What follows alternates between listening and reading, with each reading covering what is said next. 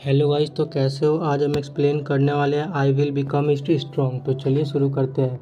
Episode की शुरुआत में हमें एक अरीना का सीन दिखाया जाता है जहाँ पे काफ़ी सारे बीस्टों को अरीना में छोड़ दिया जाता है और लोग बात कर रहे होते हैं। यहाँ पे एक सेकंड सिटी लॉर्ड का कंपटीशन होने वाला है। जो भी फैमिली जीतेगी उसे सेकंड सिटी लॉर्ड की पोजीशन मिल जाएगी।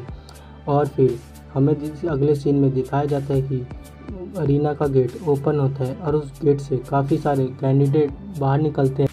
बाहर निकल के मॉन्स्टर से फाइट करते हुए दो तीन बंदे मॉन्स्टर को बड़ी खतरनाक तरह से मार रहे होते हैं। और हमारा मेन कैरेक्टर अपने मन में सोच रहा होता है, इस अरीना में हम किसी भी वेपन का यूज़ नहीं कर सकते, हम सिर्फ अपने फिजिकल स्ट्रेंथ पर ही रिलाई कर सकते हैं।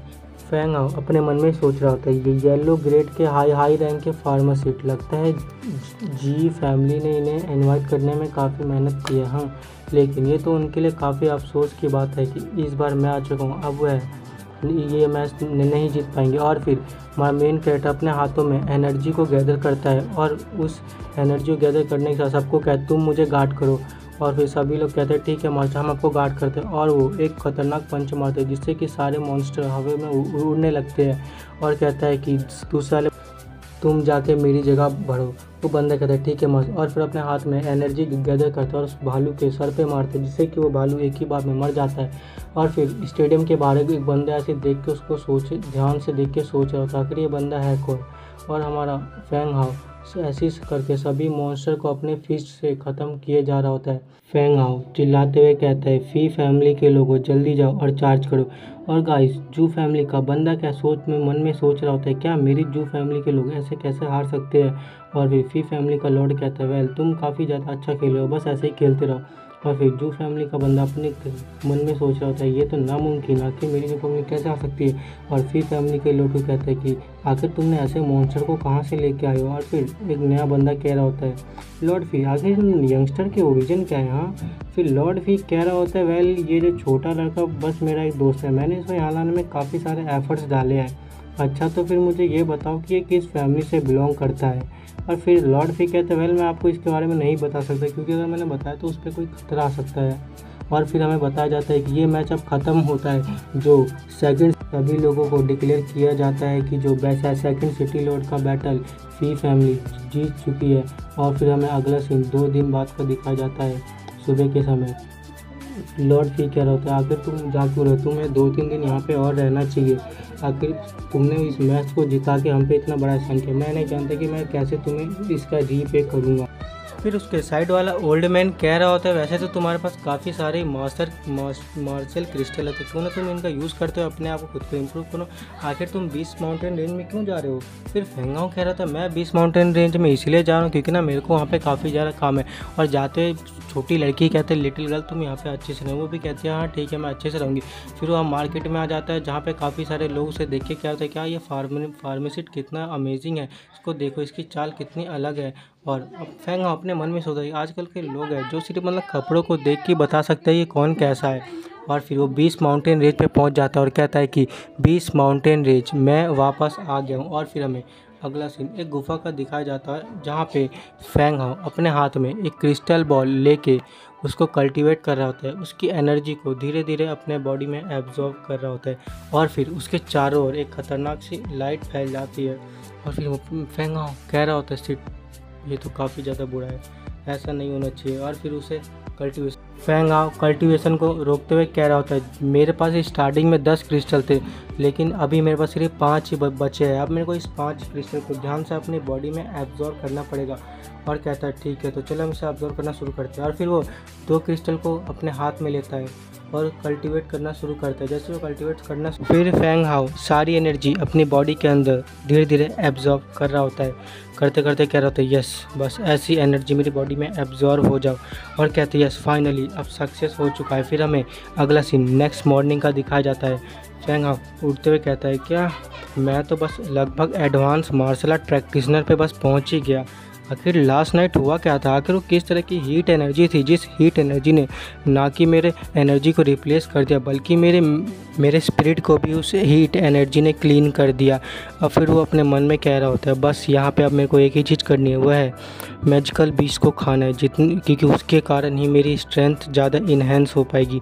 और फिर हमें अगला सीन एक लेक का दिखाया जा रहा होता है जहाँ पे फेंग हाओ एक भालू को देखता है और वो भालू लेक से बाहर निकल के गुस्से में रोर करता है। और फेंग हाओ देखते हैं क्या भाई बिक गया, आखिर तुम ऐसे हुआ क्या, आखिर तुम इतना चिल्ला क्यों रहे हो? हाँ, तो भालू गुस्से में हमारे फेंग हाओ की ओर अटैक कर देता है। फिर फेंग हाओ उड़ते हुए एक पेड़ पे चढ़ जाता है और फिर वो भालू खूब गुस्से में वहाँ आसपास के सारे पेड़ सबको तोड़ देता है। हमारा फेंग हाओ उस भालू को कह रहा था तुम ऐसे ही करते हो जिससे कि तुम्हारी स्ट्रेंथ काफ़ी जल्दी ख़त्म हो जाएगी। और फिर वो भालू चिल्लाता है और फिर फेंग हाओ पेड़ से जंप लगाते हुए कहता है अब ये मेरी बच्ची है। और फिर उस भालू के ऊपर एक खतरनाक सा पंच मारता है जिससे कि वो भालू एक ही बार में ख़त्म हो जाता है। तो होता है हमें अगला सीन रात का दिखाया जा रहा था जहाँ पे फेंग हाओ उसी बीस को मार के खा रहा होता है और उसके मास्टर कह रहे होते हैं फेंग हाओ तुम्हें ना अभी अपनी बॉडी को स्ट्रॉन्ग करने के लिए काफ़ी सारे क्रिस्टल की ज़रूरत पड़ती होती है। वो फेंग हाओ कहता है क्या क्रिस्टल? हाँ सही कहा तुमने, क्रिस्टल। यहाँ पे ना सिर्फ जो क्रिस्टल होते हैं वो काफ़ी रेयर ही जगह पे उगते हैं पाए जाते हैं। एग्जाम्पल के लिए फायर एट्रीब्यूट वाला क्रिस्टल तुम्हें सिर्फ वॉल्केनो में ही मिलेगा और आइस एट्रीब्यूट वाला क्रिस्टल तुम्हें आइस जैसी जगह पे मिलेगा। क्या तुम समझ गए? अच्छा तो फिर कह रहा था तो फिर मुझे ये बताओ कि थंडर वाला क्रिस्टल कहाँ मिलता है? फिर मास्टर कह रहे देखो जो थंडर वाला क्रिस्टल होता है वो काफ़ी ज़्यादा ही रेयर होता है, ये ना इतनी आसानी से नहीं मिलते। फेंग हाओ कह रहे थे वेल जिंगलांग एक किंगडम है जहाँ पे ना एक आइस सिटी है, मेरे को लगता है कि वहाँ पे शायद आइस क्रिस्टल हो सकता है। फिर वो मास्टर कह सकते हैं वेल प्रोबेबली अगर 80% चांस है कि वहाँ पे वो क्रिस्टल मिल सकता है। और फिर वो फेंगा तो फिर हमें बिना किसी देरी के उस वहाँ पे जाके उस क्रिस्टल को ढूंढना चाहिए। फिर वो मास्टर सोचते हुए कुछ कहते हैं वेल बाकी सब तो ठीक है लेकिन तुम्हें ना उस हाई ग्रेड की क्रिस्टल को एब्जॉर्ब करने के लिए सबसे पहले तुम्हें कुछ मेडिसिन्स लेने पड़ेंगे और वो मेडिसिन ऐसी जगह पे पाए जाते हैं जहाँ का जो नेचर काफ़ी ज़्यादा ही कोल्ड होता है। तो फिर फेंग हाओ कहता है अच्छा तो फिर मैं ठीक है समझ गया। और फिर हमें अगला सीन 3 दिन बाद का दिखाया जाता है। फेंग हाओ चलते हुए आई सिटी पे जा रहा होता है और फिर वो फेंग हाओ आई सिटी पहुँच जाता है और कह रहा होता है अच्छा तो ये है आई सिटी। वहाँ के जो कुछ लोग होते हैं वो देख के कह रहे होते हैं ये यंग मैन कितना ज़्यादा हैंडसम है, आखिर ये बंदा है कौन? कि लड़की क्या औरत है, काश ये मेरे साथ मेरे घर चल पाता। और फिर फेंग हाओ जैसी सिटी में एंटर करते हैं कुछ सोल्जर से कह रहे होते हैं लॉर्ड फार्मेसी आपका यहाँ पे स्वागत है हमारी आई सिटी में, आपको ना यहाँ पे ना काफ़ी संभल के रहना पड़ेगा क्योंकि यहाँ की जो बर्फ़ है ना काफ़ी ज़्यादा ही मोटी है। और फिर फेंग हाओ कहता है अच्छा तुम्हारा शुक्रिया मुझे बताने के लिए। फेंग हाओ अपने मास्टर से कह रहा होता है मास्टर मुझे ये बताइए कि मुझे यहाँ पे फार्मासिस्ट गिल्ड कहाँ मिलेगी, यहाँ तो मुझे कहीं नहीं दिख रही थी।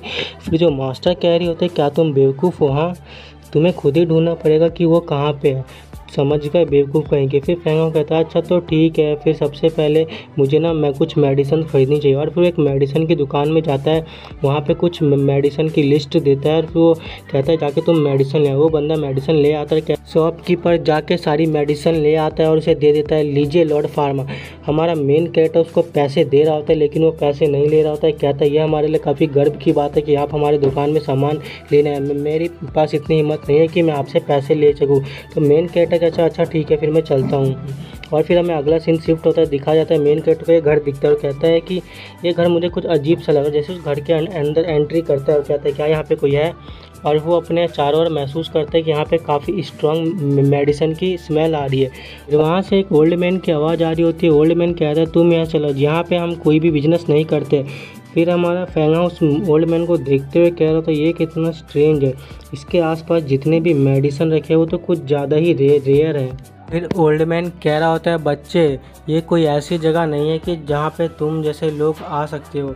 फेंग हाओ कह रहा था क्या तुम किस फार्मासिस्ट से ऐसे ही ट्रीट करते हो? और फिर फेंग हाओ कह रहा होता है मेरे को तुम्हें देख के ये लगता है कि तुम्हारी बॉडी के अंदर कोई पॉइजन है, क्या मैं सही कह रहा हूँ ओल्ड मैन?